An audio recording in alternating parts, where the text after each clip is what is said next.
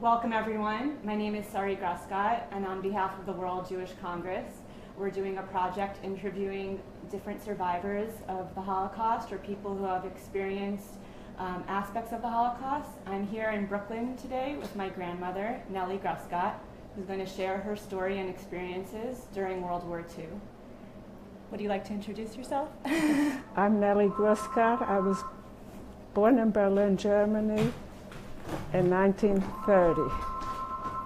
Oh my, that's okay?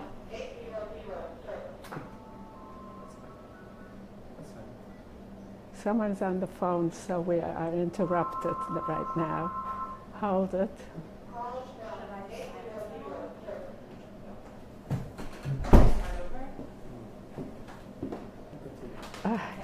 Okay. So you want to talk a little bit about what it was like to grow up in Berlin in the 1930s? In the 1930s. I was born in 1930, but I'll tell you about my parents who came in 1920. My mother came in 1920. From where? From Czechoslovakia, because her family was very poverty-stricken, so she was looking to try, no matter what, to earn a living so that she could send back money to her parents, to her family. My mother was one of 8 siblings. She was number 4, and she just couldn't take the poverty.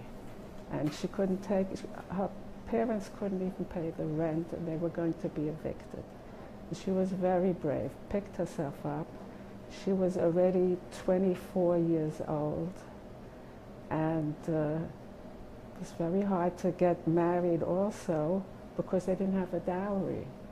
But she came to Berlin, and there were a lot of opportunities in Berlin, and she started working with rags. Somebody gave her some rags, and rags were desirable, and ultimately she developed it into a textile business, so to speak, from rags to riches. And she was a very good business lady, and she did very well. So how'd she meet your father? And then she was able to send money back to her parents. And then 4 of her siblings joined her and came into the business. And my father was was born in Hungary, also one of 8 siblings, came to Berlin for the same reason. But my mother and father were introduced by a matchmaker. They clicked because they were both very orthodox. They were both, and so my mother, they got married after 2 weeks courtship. My mother got him into the business. So it was a very nice life.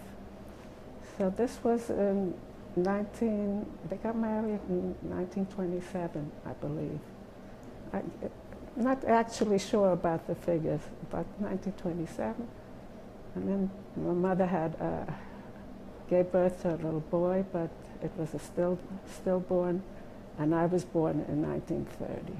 But every year she would make a kiddush to celebrate that her life was spared. Life was spared, and that's what she focused on. She was a very optimistic type of person. Yeah. So. So when you were born, you lived in an apartment in Berlin?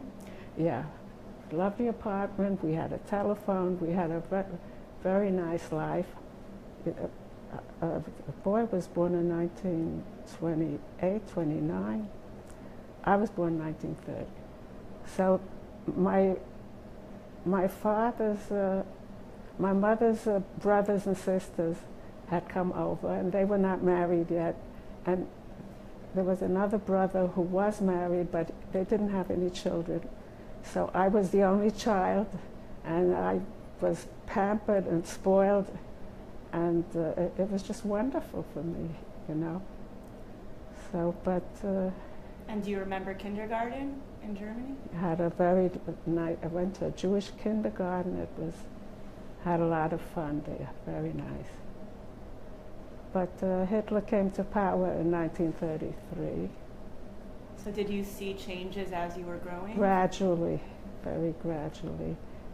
See, my parents were both from ultra-Orthodox families, but in Berlin, Germany, you couldn't wear a sheitel, so to speak, you know, with it. A wig. A wig. A woman couldn't My cover her. my mother was in the business. She wanted to put on a wig, religious reasons. One of her customers just grabbed it off. You don't need that rag on your head. It's so hot, and it was impossible. In Germany, they became modern Orthodox. I was brought up modern Orthodox. We went to the movies. Shirley Temple, did you ever hear of her? I loved seeing Shirley Temple. So it was, we went to the park, we enjoyed everything that anyone else would be enjoying. And did you hear your parents ever whispering about things that were going on with the rise of Hitler, or any worries or that you remember? what I remember is there were signs, Juden verboten. You know, that means Jews forbidden.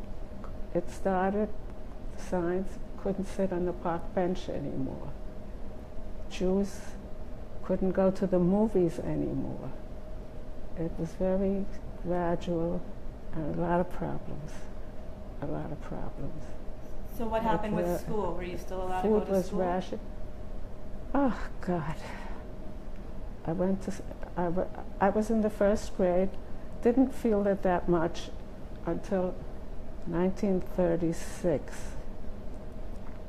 That was hard. What happened? When we came out of school, the Nazi youth would be waiting in front of the school, and they would throw stones at us, and the school was shut down. After first grade, beginning second grade, I didn't go to school anymore. So what did you do? I don't know. Stayed home, looked out the window. Yeah. So what was the story that I remember when you had to move apartments because of the Nazi laws? Oh, that was later on, right. So,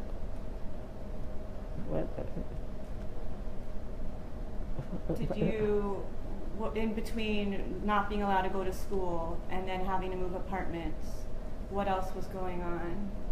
Well, there was Kristallnacht. Yeah, I was still going to school. So what happened during Kristallnacht? I think I was going to school. Yeah. I was on my way, and on the way I see all the windows of the stores shattered. Yes, it was terrible. It was terrible. It was of the Jewish businesses? Pardon? The Jewish businesses had been vandalized? Everything. School was closed. I came back home. I saw from across the street, the Nazis were throwing out furniture, linen, what have you, from the Jewish homes. But this happened afterwards. I just have to tell you about how my father left. Kristallnacht came after my father left. I was 7 years old. He was in the kitchen. My father took me to places, and he just didn't know what to do for me. I had such love for him, and we were very close. And then one day they announced, I think that's when I really realized, that was before the incident of the schools. It was 1937. He was going to America. Because my parents knew what was going on in Berlin. The handwriting was in the wall. It wasn't just like in Poland, where everybody was so surprised and didn't believe what would happen. We were already led to believe that that something terrible will happen. So in 1937, that was 2 years before Kristallnacht. My father announced overnight he's leaving for America. He had a sister and brother in America, so he had a visitor's visa that he could come and try to get for us affidavits for me and my mother, so that we could be saved ultimately.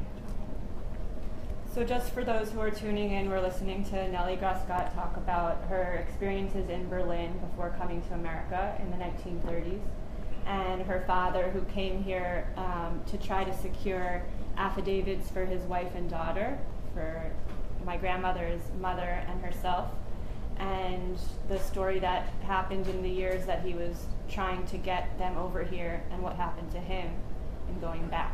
So he came, he left. He was in America 1 year, a whole year, and he had suffered from rheumatism, and it was, he felt the freedom. It was just wonderful for him.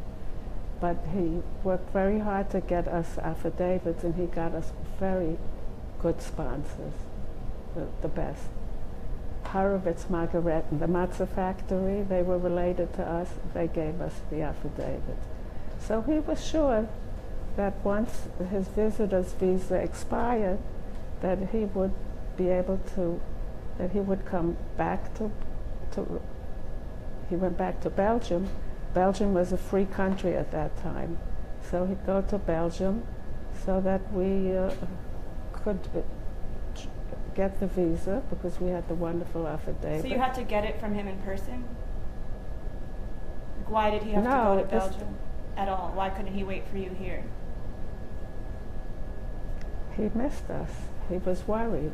He wanted very much, he wanted to be, he was worried about us. He just came to get us, which was a mistake. So he said he'll meet you in Belgium. He could have extended his visa, perhaps, yes. And then what happened? So you met him in Belgium?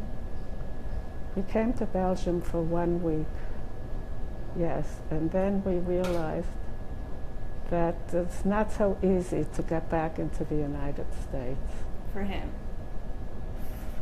For him, or even for us, because we were going to stay with him in Belgium, my mother and I. So, just wait a minute.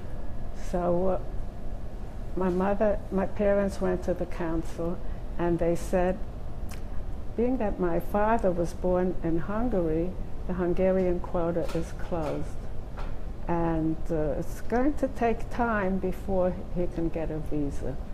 But you, Frau Friedman, my maiden name was Friedman, hang up.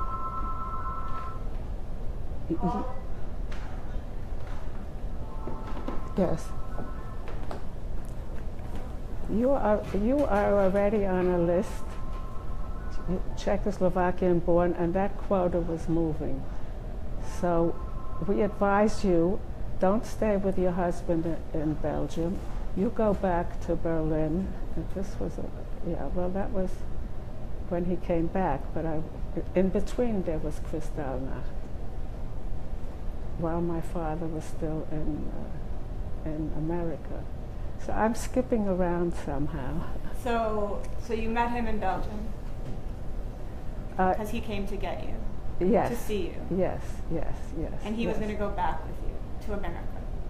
He thought he had the wonderful affidavits, and being that he was there already a visitor and he had a brother and sister, that he could bring his wife and child over. So it didn't happen that way. So he had to stay? He stayed in Belgium. Hitler overran Belgium pretty soon after, but I'm skipping. So we went back to, we joined and we were there a week with my father. He was so depressed. Thought he didn't love me anymore. It was just because he realized that it wasn't as easy as he thought. So my mother and I went back to Berlin because she was advised by the council to do that. To apply for a visa from there instead of from Belgium? Well, she had applied for a visa 3 years prior. but the quota was moving, you know, and it didn't move until 1940. So they had a quota in America for people from every country? Yes. Hungarian quota was closed because America declared war on Hungary. So, because he was Hungarian, my mother was from Czechoslovakia, so things in Berlin were getting, it was horrifying already. It was just unbearable. What? Like what? Well, food was rationed, and I was molested a little bit because I was Jewish, and we were evicted from our apartment, and somebody knocked on your door and said you have to leave? September 1st, 1939, that's when Germany marched into Poland. I don't know who or what. So where'd you go? We moved into an apartment we were 5 families, into a small apartment. And there were two couples there. And it was Rosh Hashanah, I think, one morning. It was it was when we moved in 1939. That was a ghetto, like, very dry. So if you're joining us, the World Jewish Congress is interviewing the Nazis' experiences in the Holocaust, and we're here with Nelly Grussgott. So in 1939, you were moved apartments. Yes, while I was living in that apartment, there wasn't even a bed for me. I was 9 years old. I slept in a crib. Can you imagine? And you said I remember, to this day... I think to this day, I'm still, when I sleep, I would... You bunch up. Yes. So anyway... Rosh Hashanah, you were saying. Yeah. The Nazis marched into the house with their guns, and it was early in the morning, I don't know, dawn, and they woke up the men. There were 2 men, and they marched them. It was a railroad apartment, so they had to go through my bedroom, march them out at gunpoint. That was a horrible scene. It was terrible. And then a few weeks later? Not even a few weeks later. A few days later, they sent back the ashes, the Nazis. Of the men? Of the men. Oh my God, you think I didn't realize I was a child? I knew everything. It was horrible. My mother and the wives were crying. It was just unbelievable. So that happened while your father was in America? Yes, yes, yes. So you went back to Berlin to apply for a visa from there, and yes, you had your affidavit. But I'm just skipping a lot. Okay, go ahead. Because during Kristallnacht, there was Kristallnacht. Yes, that's when we came. In Kristallnacht, all the men came hiding in our apartment, under the bed. I think I wanted to tell you also about overnight how everyone became so anti-Semitic. Well, your mother had many customers who were German customers, not Jewish, who she had pleasant relationships with. Right. Exactly. So she gave them, let them borrow on credit, and she came to collect one. Every week she went. This time she went to collect, and they threatened her, and they said, "You better run away because my husband is a Nazi." These were the nicest customers that she turned on her. Everyone was very polite in Germany, very formal, So does that make you question people's sincerity to this day, if someone's polite? A little bit, yes, it does. Terrible that, Doesn't mean anything. If someone's polite to your face. Yeah. So these men were hiding in our apartment because they were after the Polish people. Invasion? They were after the Polish men. They took the men before the women, you know. They had a system, the Germans. And remember, they were hiding under the bed, over the bed. Yeah, it's crazy. So then, what was the next development in your journey after that time period? So they were you know, they stayed in my house for a few days, hiding after Kristallnacht. The Jewish After Polish it men. subsided a little bit, then they were ultimately caught and deported, all of them. All the men were going to concentration camp. And when they would, all of them I felt very terrible, but I was happy that my father was in America. So, you know, felt lucky about that. Yeah.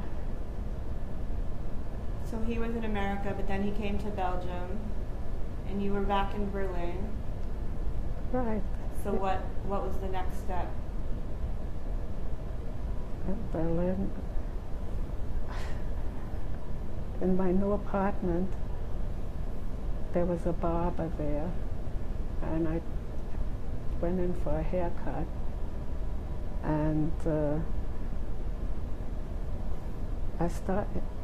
he started asking me questions. I said, my father is not here, or something like that. And then he didn't think I was Jewish, but I said, I am Jewish. So then he practically cut me bald. He butchered your hair. Butchered my hair.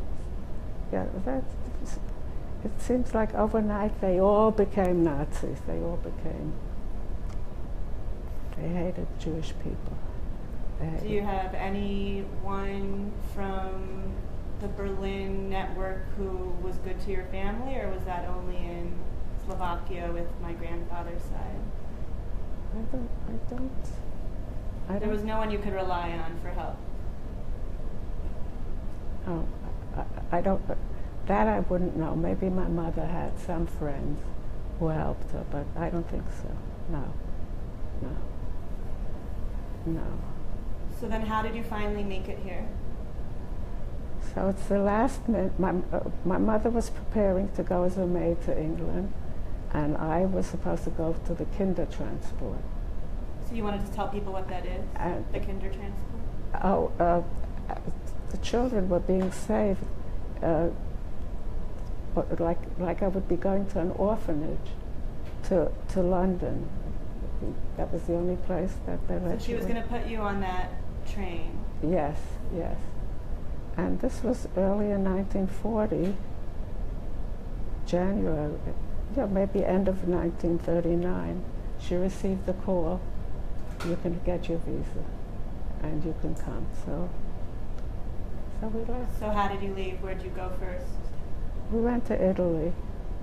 How did you get to by Italy? Train. By train? Okay. And we took one of the last boats out.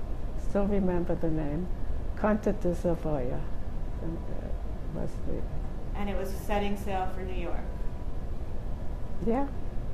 But didn't you stop and see your father on the way at one point, or had been earlier? That had been earlier,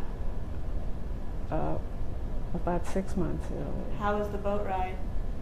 Oh my God, I was seasick all the way. Oh my gosh, I was all the way seasick, terrible. So what happened when you got here? Was someone here to greet you? Yeah, I had my father's brother and my father's brother-in-law. They didn't know what we looked like, and a lot of people were scurrying about and all over the place. And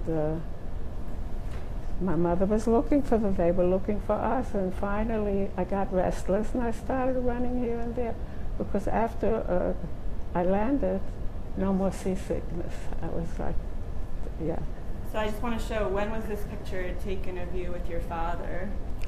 Oh, that was in the park when I was 7 years old in 1937. So that was when he came, right before he left? I just wanted to say that, so my mother started calling Nelly my name, so my uncle came, they didn't know what we looked like, and that's how they met us. They heard your name being called. Yeah. So what was it, you didn't know any English, right? Not a word. No. And you describe your first Shabbat, your first Shabbos in America? Yes, we came to my aunt and uncle, my father's sister, and we arrived on Thursday, and this was the next morning was Friday, and she was cooking for Shabbos, and it was lunchtime, and she offered me some soup. So I said, no, why not? I said, I'd rather save it for tonight, because I was used to having very little food. Because you didn't think you'd have seconds? I didn't think so, no. She said no. So this is your mom's ID picture? Yeah, her IDs. So you came here with her, and then what were you doing to help your father at the time? What was his situation? My mother was practically living in Washington, D.C. She tried to get the congressman to introduce a bill so that he would be able to join us, to grant him a visa. So they were always, she went to speak to senators, congressmen. She must have been there all the time. And they always sent her a letter denying. And when did you start writing your letters? I was 12 years old. I was already 2 years in the almost 2 years in the country. And I wrote to Mrs. Rose, a neighbor. So, you know, I used to miss my father so much. I always cried. You know, okay. So my neighbor suggested I write a letter to Mrs. Roseville. She's a great humanitarian, and she'll read your story, and she has the power, and she could do something to help me, to get my father, to get the visa. So I got a reply. Do you want me to read this? Yeah, so this one is from the head of the State Department, H.K. Travers. Yes. Well, I won't read the whole thing. This was asking for a visa for your father? No, this was the reply. But it had been a reply to you asking for the visa. That's right. Yes. So, do you want me to read it? Okay, you read it.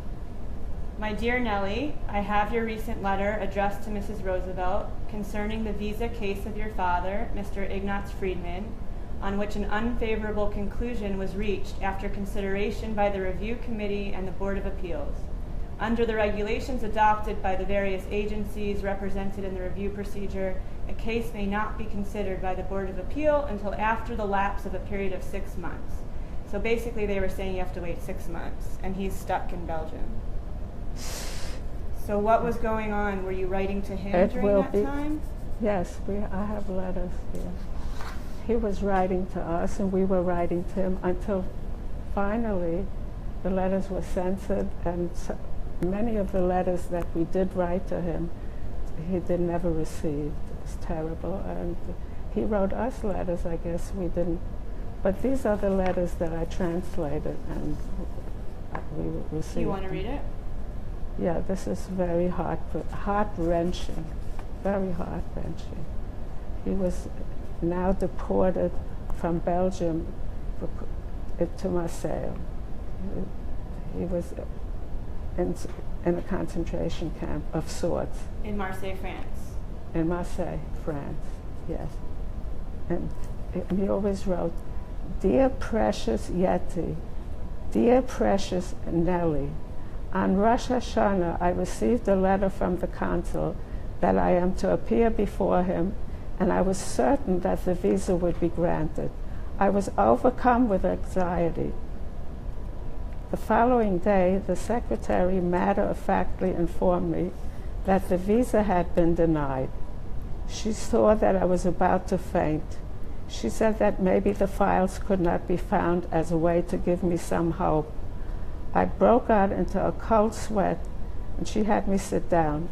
After 15 minutes, she ushered me in to see the consul, and he confirmed the fact that the visa had been denied. I asked him why. I am not a spy. He replied that he didn't know that he was not responsible. And this is the third time that the visa had been denied. Perhaps it is because I'm Hungarian. But during the following few days, I became extremely depressed, and I fervently wished to die. I felt I had been torn from my dear beloved family. I was hounded by the thought that in the end we would never see each other again. But slowly I came to my senses. The war will not last forever, and our loving God will help that the war will soon be over and that we will be reunited. I'm asking you, my dearest, that you do everything in your power so that I will be able to join you, perhaps through Mr. Dixon or Rabbi Stephen Wise, who are politically connected. I am terribly anxious about winter coming. I have no long underwear or shoes, and because of my severe rheumatism, I am more frightened than ever. Regards and kisses to my dear child. Please write often. This was just, I translated it, but the original was even more emotional, more, you know, he wrote it in German. Yeah. Oh God. Yeah, can you imagine? Because while he was in America, he was feeling good. Went to the beach, sat in the sun, no more rheumatism, came back to it. Yeah, so he was suffering. Yes. And then he wrote another letter. You see, my mother went to my uncle, my father's brother, and he had he wanted to give her a lot of money, you know. She never took anything for herself. Everything sent to my father. I don't even know if he got the money. But now he's asking again for money because a way to go through, well, I'll read it to you. Dear precious Yeti, dear precious Nelly, just last week, should I say the date? September 29, 1942. This was September 24. This is September 29. Just last week, I sent you a letter via airmail. Since then, I met an acquaintance from Hungary who remembered me from years ago when I had been learning with my brother. He connected me with his cousin in Lugano in order to speed up the visa process. There is a possibility that from here I could get to Spain through Portugal. The journey will cost $500. I don't dare ask for this sum, but it seems this is the only way. Regards and kisses from the depth of my heart, always thinking of you, your devoted Ignaz. And then October 29th, 1942, he wasn't getting any mail from us anymore. And he wrote, Dear precious Yeti, my dearest daughter Nelly, I'm in great despair because since the 9th of June when I received your letter dated May 1st, I haven't received any more letters from you, and I already sent you many letters and telegrams. I haven't heard from my brothers and sisters either. It's bitter enough for me to be torn away from you. At least I should hear from you often. I can't imagine that you're not writing to me at all. It's too much to bear. I'm begging you, and also, dear Nelly, write immediately, if only a few lines. Send me some sign of life. I am not hearing from you. I am suffering greatly. 100,000 kisses. You're devoted Ignaz. My father was Ignaz. So it was the Nazis who were just not letting the mail go through? Probably not the money either. And you were writing all the time? Every minute, all the time, all the time. My mother, she was such a responsible person. Yeah. So you were trying to get him a visa? He brought many. I have a lot of letters, but I was able to translate this from the German. So what happened while the war was continuing and you were here trying to get him here? When did you get any news about Europe or what happened to him? No, nothing. You didn't? Nothing. And when the 1945, everybody was celebrating. It was such a wonderful occasion, and you weren't celebrating. But the people who survived somehow contacted their loved ones. They were able to. We didn't hear anything. I knew nothing. We knew nothing. So most people said Auschwitz. That's people perished in Auschwitz. And this is. That's what you thought. What? That's what you thought happened to him. All the years. That's what yeah. So when did you learn new information? As a matter of fact, I was thinking somewhere he might be alive. He's got amnesia. I didn't want to believe that I didn't have it. Just always, all the time. It was hard. Yeah. So when did you find out what happened to him? Oh, that was much later. This was in 1995. Yeah. The Red, wait, I have here. Yeah, I'll find the book. The Red Cross told you that they had a record of him, someone saw him. Yes, I contacted the Red Cross. They gave out applications because the Nazis had meticulous files, and they found. Where is the story here? Maybe you could. Yeah, so we'll show. This was, for more than 50 years, Nelly Grussgott of Brooklyn had no idea what happened to her father, Ignaz Friedman. She had lost touch with him when they were separated by World War II and assumed he was murdered in a Nazi concentration camp. Recently, more than half a century of questions were finally answered thanks to Project Search, the Holocaust and War Victims Tracing Service of the American Red Cross in Greater New York. So you had said that you never knew when your father was killed. You thought it was Auschwitz. I was keeping the yahrzeit in July because the rabbi had informed us that that's when a lot of people were taken to death camps. So I thought it was in July, but just to have some kind of an anniversary of sorts. So it says here that you were writing to each other while he was in Marseille, and then suddenly contact was lost, and the Red Cross recovered records that showed that he was sent to Sobibor in Poland with 1,000 other detainees and immediately exterminated. Only a few were allowed to live, and their story helped solve the mystery. So somebody told him, They found the files. He was with 1,000 other people under the command of Eichmann. At Sobibor. Well, first they sent him to Majdanek, and then at Sobibor, and it was in March 1943. They had exactly written down his date of birth was there, his name, 1,000 other people. 6 were able to escape. 4 ultimately were caught. 1 made it to Israel, 1 or 2 from 1,000 people. They took them to Sobibor and were exterminated, perished there. So until the 1990s, you had some sort of fantasy that maybe he was... Well, kind of wishful thinking. I knew that. But this brought it back, you know. So at least it was certain. And I keep the yahrzeit now in March, the exact day. I know exactly. The day that you record his day that he passed away. Yes. Yeah. So, do you feel like life continued for you here? There was always a hole. You moved, continued. My mother struggled. It was very hard.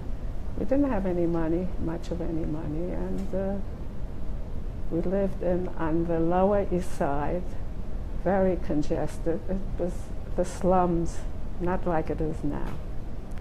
And we lived under the bridge in a cold water flat. Which means what? No, what does that mean, cold water flat? Oh, that means no heat in the winter. And no hot water. That was tough. No hot water, of course not. Cold water. I don't know how we got clean, but I don't remember. So you would boil water to put into Yeah, your by bed? the time the bathtub was in the kitchen and the toilet was in the hall, shared with other 4 families on the 3rd floor, and this was under the bridge.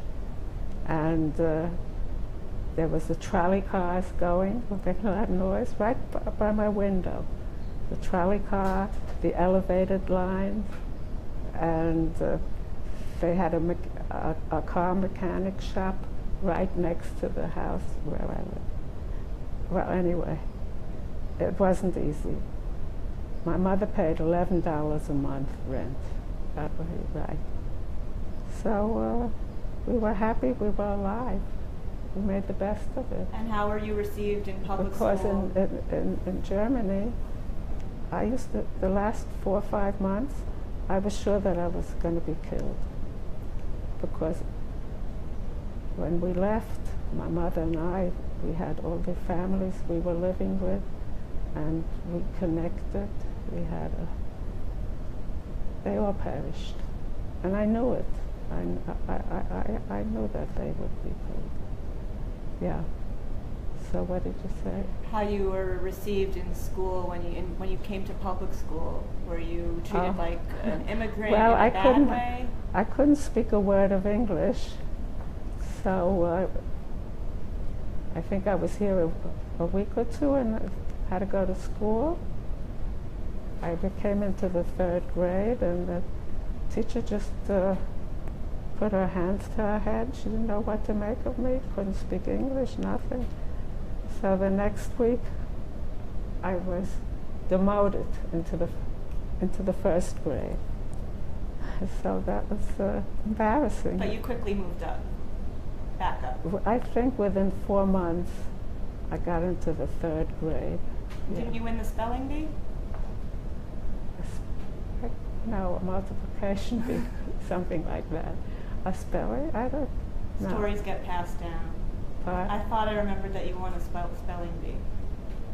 Oh, in the 2nd grade, yes. That was in Germany? No.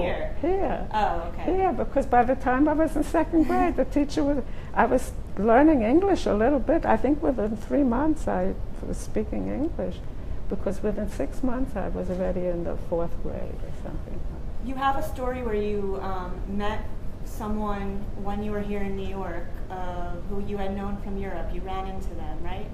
With your mother, and it ended up to be a friend. Yes. And later in life. Yes. So I had met her in Belgium. Is that who? Yeah. Leah? About?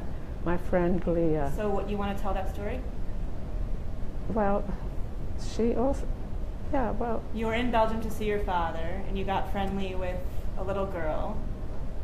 Yes. And then how many years later were you here already that you ran into her? This was 38. About 4 years later, 4 or 5. So what happened? Well, we met on the Williamsburg Bridge, and we became best friends forever. I mean, and then your mother realized that you had met already before.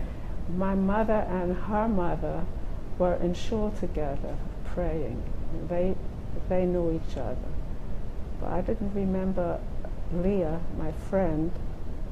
I didn't remember her from Belgium.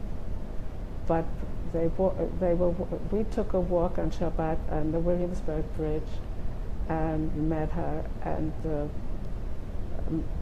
mothers recognized each other. And she was my age, and she super nice little girl, and we had a lot in common because her mother she came with her mother, and I came with mine, and we both didn't have fathers, and we were both miserable in public school. By that time, I think this was when we were, about 13 or 14 years old, and I had gone from public school to Beis Yaakov. This is a Orthodox school. It was the first Jewish girls' Orthodox school in America, right? Or New York? Yes, yes, yes. So I was the one, I told her, why don't you come to Beis Yaakov? Because I was just entering there, and she did, and we had a friendship. So till now, we're still friends. So then how did you meet my grandfather? Was it high school time? Well, that's another story. That's a little bit complicated. Okay, my husband was, my mother remarried. I'm just going to stop for 1 second because we're just going to say if people have any questions, they can type them up on Facebook Live, and then we'll ask Nelly your questions, and she can answer them throughout this through this session. But for now, we will hear about when you were here and how you met your husband, who was a survivor of the war.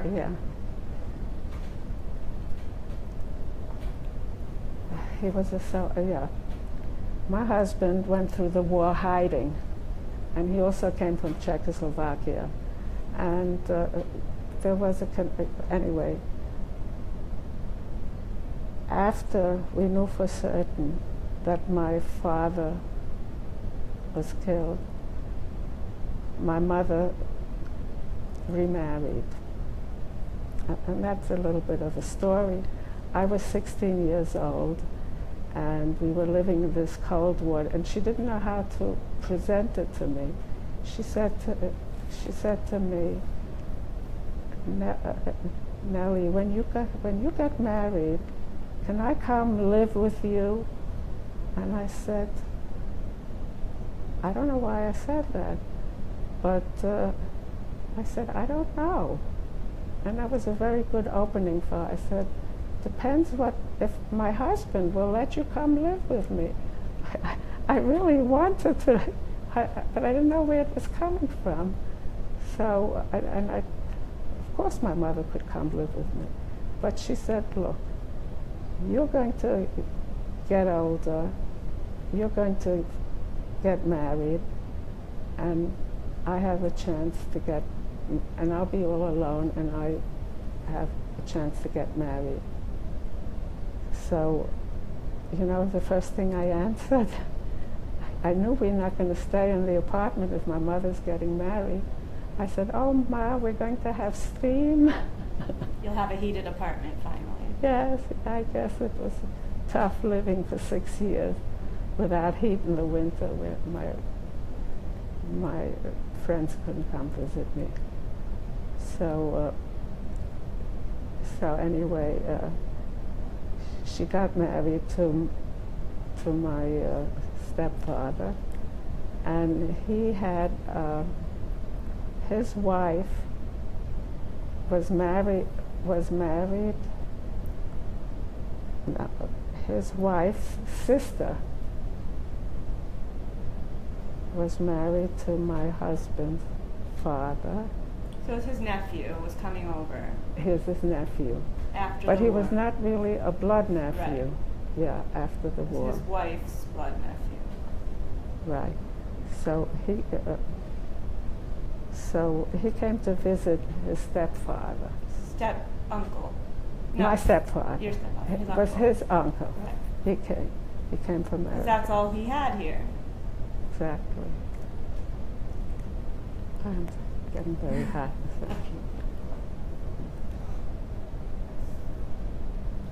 Okay, so we have. He walked in. Yeah. He walked in, and I thought, oh my God, this is some character. I really didn't take to him at all. But he was coming for 2 weeks, and he stayed And we stayed. So I had an aunt and uncle living upstairs, and I went to live with them. And he took your room? He took my room. And you were how old when he came to America? 17. And you were engaged by the end of that year? A year, yeah, about, yes. Married at 18? Yes. So I'll just show your wedding picture before I ask some questions, because there's some people who have some questions. This is your wedding picture. Well, he grew on me. So he turned out to be a great husband. Unbelievable. There was someone who was asking, did you meet any survivors of Sobibor who might have had the same experience as your father? No. No, not at all. No. Do you feel like you've had a victory over the Nazis? Oh, in many ways, yes. Yes, yes, because it was just me and my mother, and now I have grandchildren and great-grandchildren, grandchildren, great-grandchildren. Thank God, and who would have thought? And do you think that the fact that some of your grandchildren and great-grandchildren are in Israel is Absolutely. Especially? Yes, yes, my daughter has 8 children. There are seven boys and 1 girl, and have a lot of nachas. And someone also asked, I don't know if this is too personal a question, but how have you managed to keep your faith after suffering what you suffered or saw what you saw? Or is that where you just do what you can?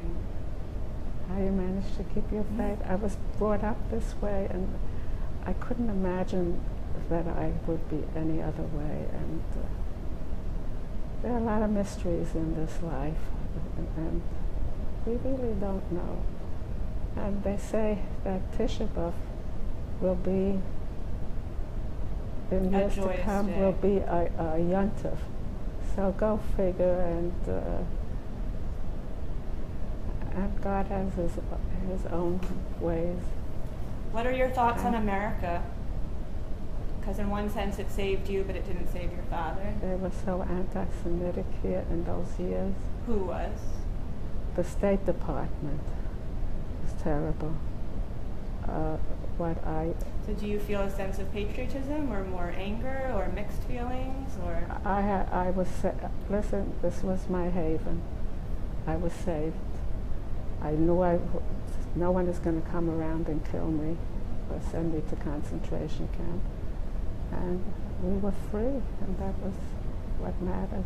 Yes, and I got used to the life, and made a lot of friends, and went to Jewish schools,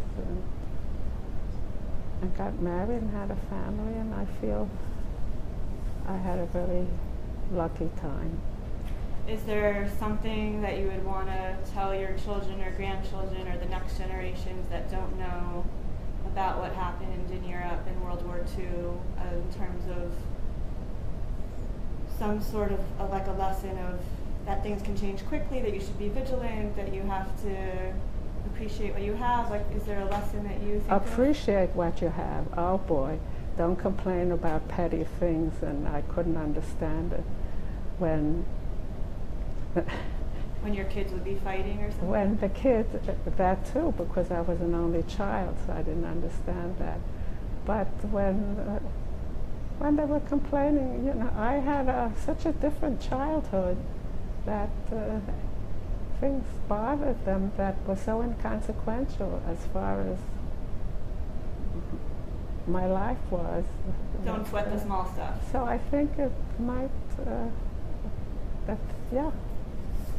So just before we end, do you want to talk about when you went back to Germany and you stood here in the same spot with my father as you did with your father? And I'll just hold this up. Yes, I was playing in the park.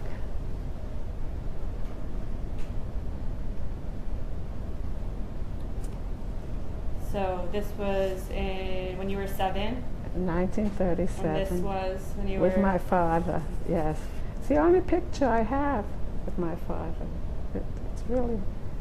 And... so when did you go back to Berlin? 2001. I was 71 years old, the German government invited us, and I had very mixed emotions about going back to Berlin. They were beautiful sights. I really wasn't interested anymore. All I went back to my early childhood when I was very happy. So I found my house where I lived, where we had a beautiful apartment. We went up to that apartment, my son and I, and we went to my kindergarten and the park that I played in, and my school, and I made my son go back 3 or 4 times. I just couldn't. It was so emotional because, you know, when I was here so many years, it seemed like such a vague memory, and coming back, it brought things to life again. You know, I could really remember. So I found the exact same spot where I stood with my father. And that was East Berlin? East Berlin. I found a house. I remembered the street. Amazingly, I remembered all the names of the street and where I lived, and it all came back to me. So that was very meaningful. And took a picture with my son. Yeah. Oh, when we went back there, they wined and dined us. They said we could never undo, you know, they couldn't apologize enough, but that's all I concentrated on. Yeah. This picture is just before we left. From Europe? My mother and I, from Germany. Yeah. So you were 8 or 9 here? 9. And your mother was in her 30s? No, she was 42. She was 42.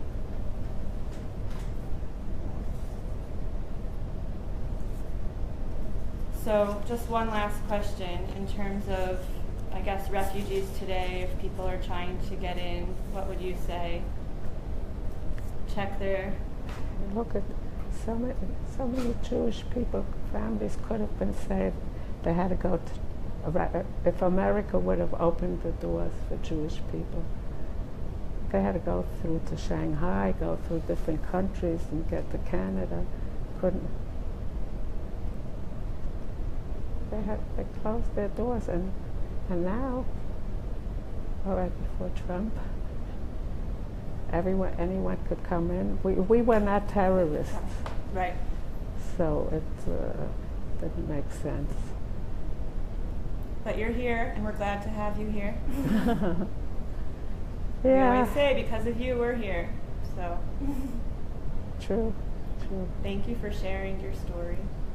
Oh, it's only part. I'm sorry, I left out quite a bit. But is there anything else you want to talk about?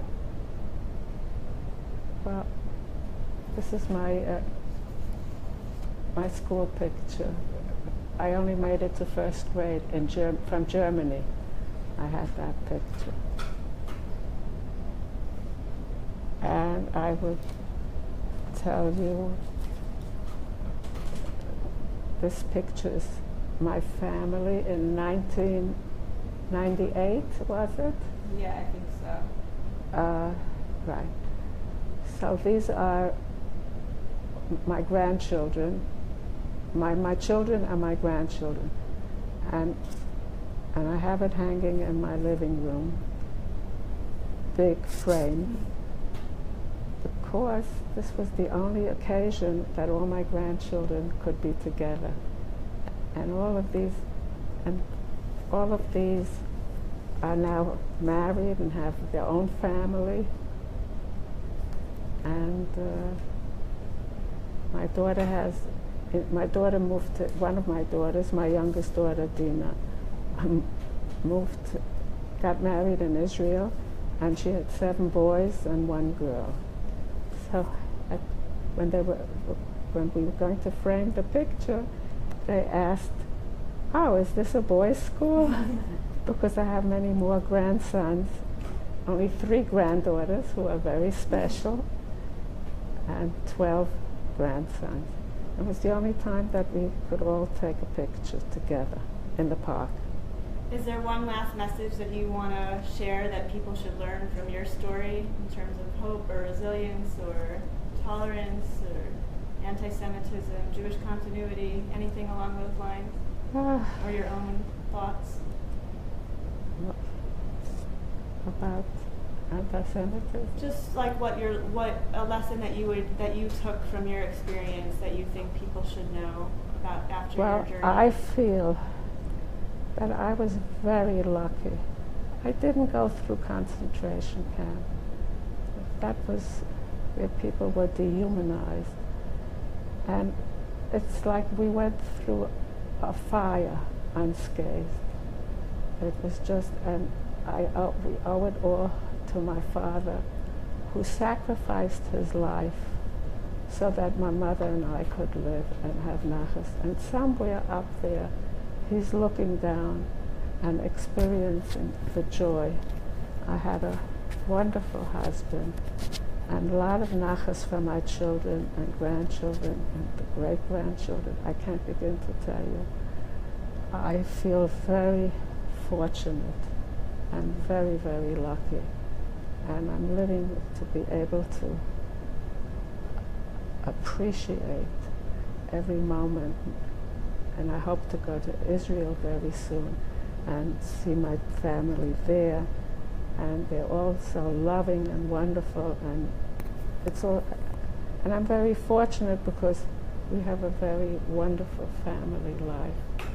And I've made friends here in America, and I've been living here for how many years? Since 1940. I can't do the math that well. So it's just been a very good life, and I'm grateful for every minute. And my mother and my husband and my father, they're all there looking out for me. That's how I feel.